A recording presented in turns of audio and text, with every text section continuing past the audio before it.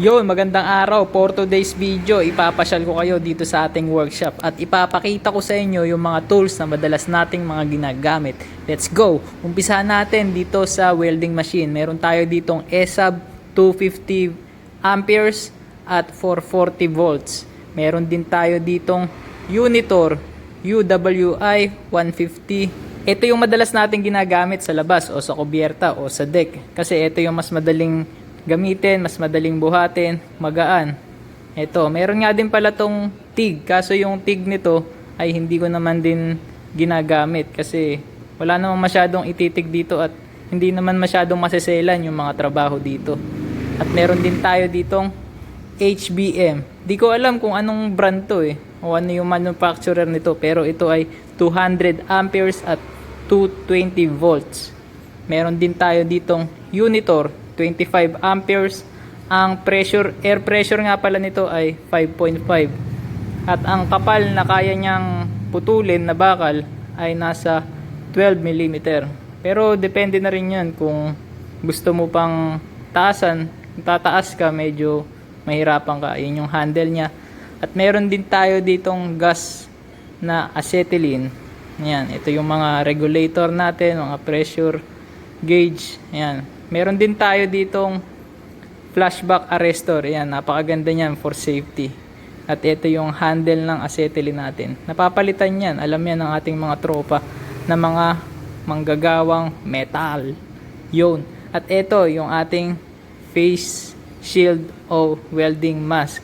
Siyempre, meron tayo ditong automatic, dalawa, Unitor. At di ko alam yung isang brand Ito na may favorite kong ring gamitin kasi ang gaan niya, tas maliit lang siya. Makita na grinding. At meron din tayo ditong Bosch na drill na di baterya, di charge lang. Meron siyang hammer, screw at syempre pang drill. Meron siyang dalawang speed, isang mabagal at isang mabilis. At syempre meron tayo ditong mga drill bit para magamit mo yung drill mo. Meron kang drill, wala ka namang drill bit, mahirapan ka nun. At ito, meron din tayo ditong mga grinder, DeWalt at BMG from Germany at isang Bosch. Yan. Medyo malalaki yan pang mga malalaking tao kasi yan Saka meron din tayong Crisbau. Ito, halos hindi ko yan nagamit sa buong kontrata natin. Meron tayong DeWalt. Ito, gamit na gamit natin yan. Meron din tayo ditong Interflex. Ito, hindi ko rin to ginamit kasi kapag malaki kasi yung drill mo, medyo delikado. Pwede kasing pag naipitan ka, yung kamay mo maipit din, pumalipit. Ayan, meron tayong heater. Ito naman, pang drill hole ng malalaking butas. Ito yung pinakamaliit na size, 16 mm, at ang pinakamalaki niya ay 76 mm. Meron din tayo ditong jigsaw, Hikoki. At meron din tayong Stanley na chopsaw.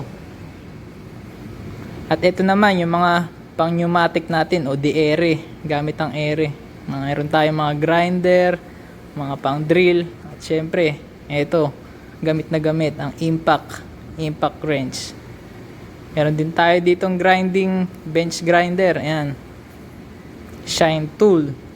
Ito yung ating mga drill bit, mga dice, pang thread.